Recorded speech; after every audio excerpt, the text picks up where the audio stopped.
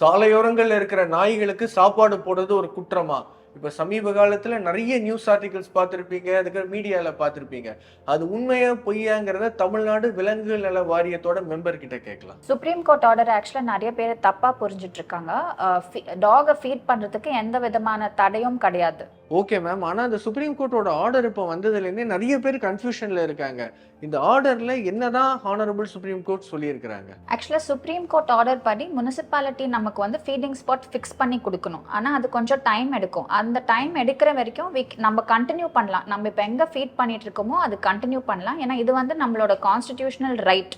ஒரு விலங்குகளுக்கு ஃபீட் பண்ணுறது நம்மளோட ரைட். ஸோ அதை வந்து யாராலையும் பேன் பண்ணவோ இல்லை ஸ்டாப் பண்ணவோ முடியாது.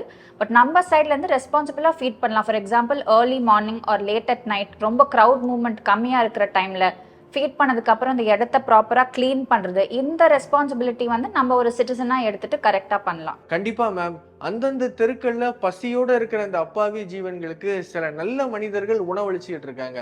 அவங்களையும் போய் திட்டுறது, மிரட்டுறதுன்னு இந்த மாதிரி நிறைய ஹராஸ்மெண்ட்ஸ் இப்போ ரீசெண்டாக நடந்துகிட்டு இருக்கு.